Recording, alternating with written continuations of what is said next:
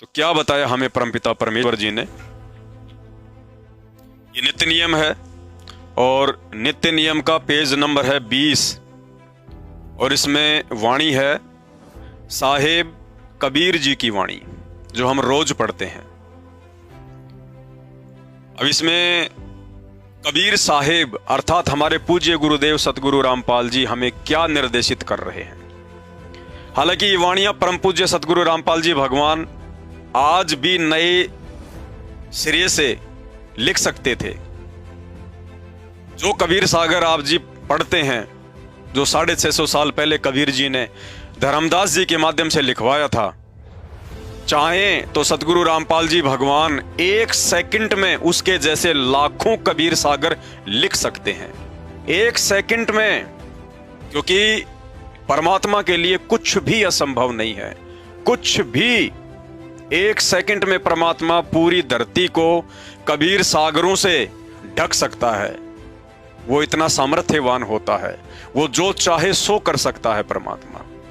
लेकिन वर्तमान में यदि वो कबीर जो कि सतगुरु रामपाल जी के रूप में धरती पर प्रकट हैं, अगर खुद आद वो ग्रंथ लिखते और उसके बाद वो हमें सुनाते पढ़ाते, तो कोई भी व्यक्ति उनकी बातों पर यकीन नहीं करता कि ये तो इनकी मन गढ़ंत बातें हैं, इन्होंने अपने से लिख दिया और अपना ही ये प्रचार कर रहे हैं। इसलिए उन्होंने ये सारे ग्रंथ, सारी किताबें आज से पहले वो जिस भी साधु महात्मा संत या कोई जिंदा महात्मा जिस भी रूप में परमात्मा आते रहते हैं, उन रूपों में या फिर अपनी आत्माओं के माध्यम से परमात्मा जो है वाणियां, साखियां, दोहें लिखवाते रहते हैं।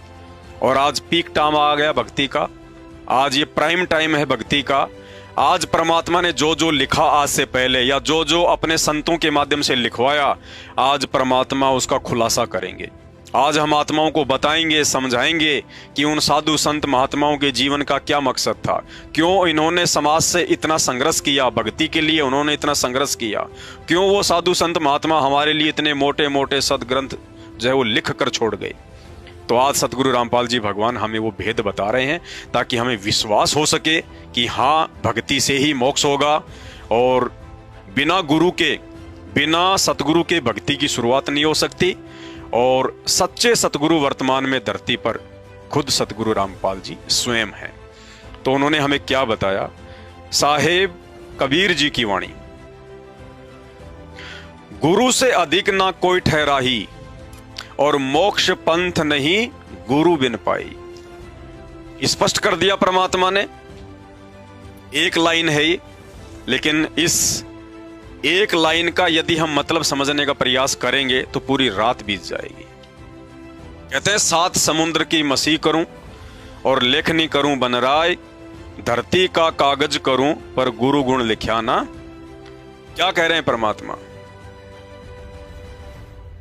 चलो, जिसको भी आप मानते हो, कबीर, हमारे कबीर तो हमारे गुरुजी हैं और यही कबीर हैं। आने वाले दिनों में तो पूरी दुनिया इनको मानेगी, पूजेगी। आप यदि इस फोटो को मानते हो कि ये कबीर है, तो आपको अभी जो वाणी बताई गई है वो इसी कबीर की है।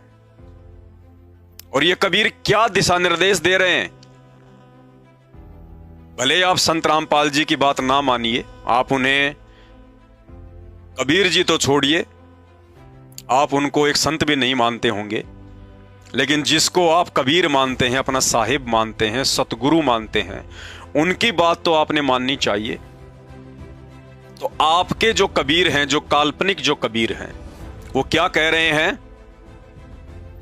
गुरु से अधिक नहीं कोई ठहराई। वो स्वयं कह रहे हैं कि मेरी भक्ति करने की आवश्यकता नहीं है, मुझे पूजने की आवश्यकता नहीं है, मेरे को बड़ा मानने की आवश्यकता नहीं है। उन्होंने क्या कहा कि भक्ति बिना सतगुरु के सफल नहीं हो सकती। उस कबीर की चाहे तुम लाख वर्ष साधना कर लो, तुम उसकी पूजा कर लो, जिस रूप में आज ये दुनिया मानती है कि ये कबीर है, तो वो कबीर स्वयं कह रहा है कि मेरी चाहे तुम लाख वर्ष साधना कर लो, लाख वर्ष चाहे तुम मेरी पूजा कर लो, उन्होंने स्वयं कहा कि हरि सेवा युग 4 है। हरि यानी भगवान, परमात्मा, कबीर। हरि सेवा युग 4 है, गुरु सेवा पल एक। यानी सच्चे गुरु की यदि हमने एक पल आंख झपकने जितने समय भी कोई सेवा कर दी, उनके द्वारा बताई गई हमने वो मंत्र जाप किए, आरती की, हमने उनके सत्संग सुने, तो कहते हैं हरि सेवा युग 4 है। उस कबीर की, जिसे दुनिया कबीर मानती है फोटोओं में, उसकी चाहे आप 4 युग तक सेवा कर लो, भक्ति कर लो, उसकी पूजा कर लो, दीप जला लो, दंडवत कर लो।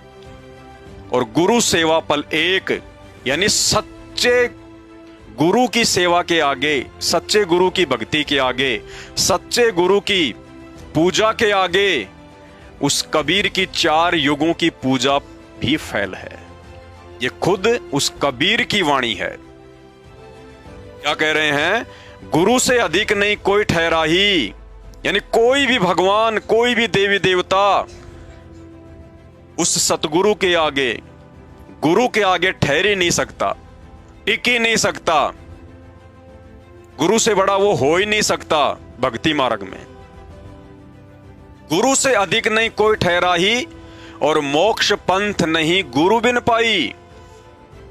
अब आप और हमारे को 84 लाख योनियों से भिन्न ये मानव शरीर क्यों मिला? मोक्ष के लिए मिला। और क्या कह रहे हैं कबीर जी कि गुरु के बिना तुम मोक्ष प्राप्त नहीं कर सकते। वो कबीर जी कह रहे हैं कि मेरे को चाहे तुम लाख वर्ष पूज लो, 4 युग पूज लो, कितना ही पूज लो, मैं तुम्हें मोक्ष नहीं दे पाऊंगा। अगर तुम्हें मोक्ष चाहिए तो तुम्हें सतगुरु की शरण में जाना पड़ेगा। वही तुम्हें ज्ञान देगा, वही तुम्हें नाम देगा, वही तुम्हें विधि बताएगा, उसी से तुम्हारा मोक्ष होगा। तो जब ये कबीर जी स्वयं कह रहे हैं कि मुझे पूजने की कोई आवश्यकता नहीं है, मुझे मानने की कोई आवश्यकता नहीं है, मेरी पूजा बिल्कुल बेकार है, निरर्थक है, यदि तुमने सच्चा गुरु धारण नहीं किया हुआ है और यदि तुम उस गुरु को ही परमात्मा मान के नहीं पूजते हो, अपना कबीर मानकर नहीं पूजते हो, तो ये कबीर जी कह रहे हैं कि मेरी पूजा पाठ भी व्यर्थ है। मोक्ष तो छोड़ो, तुम्हारे को नरक में भी जगह नहीं मिलेगी। गुरु से अधिक नहीं कोई ठहरा ही, और मोक्ष पंथ नहीं गुरु बिन पाई। गुरु को ही महत्व दिया है। अब जब गुरु से ही हमारा मोक्ष होगा, और गुरु से बढ़कर कोई नहीं है, गुरु के सामने कोई भी नहीं ठहर सकता है, गुरु के समान हमारे को आदेशित किया गया है कि हमने किसी को भी नहीं मानना, किसी को भी नहीं पूजना है। इसलिए हम परम पूज्य सतगुरु रामपाल जी भगवान के सभी फॉलोवर, उनके शिष्य आज धरती पर प्रकट असली कबीर को पहचान कर, उस कबीर की पहचान करके जो सतगुरु रामपाल जी के रूप में आए हुए हैं, उनकी पहचान करने के बाद मन कर्म वचन से उनको अपना सतगुरु, अपना कबीर भगवान मानने के बाद अब हम इस फोटो को फाड़ फाड़ के आप सभी भाई बहनों तक ये संदेशा देना चाह रहे हैं। आपको हम ये बताना चाह रहे हैं कि भाई, जब हमारे पूज्य गुरु जी खुद ही कबीर हैं, खुद ही परमात्मा हैं, खुद ही भगवान है, तो अब हमने इस कबीर जी की काल्पनिक फोटो को पूजने की आवश्यकता नहीं है। इस फोटो को भगवान मानकर अपनी आत्मा को मलिन करने की आवश्यकता नहीं है।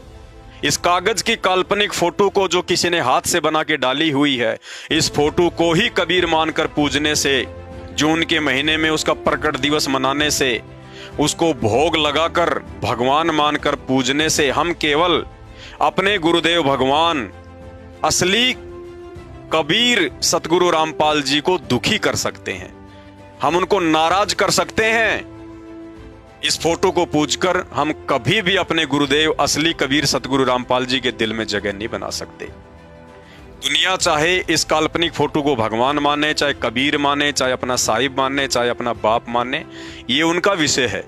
लेकिन ये संदेश संत रामपाल जी के भक्तों के लिए है, जिनके पास में वर्तमान में मोक्ष प्राप्ति का सुनहरा अवसर है। इसलिए हमने इस कबीर की काल्पनिक फोटो की आवश्यकता नहीं है। साध संगति से जुड़े हुए भगत भाई बहनों ने इस कबीर की काल्पनिक फोटो को अपने अपने घरों से और अपने अपने घट से निकाल दिया है। इसलिए अब इसकी हमें कोई आवश्यकता नहीं है।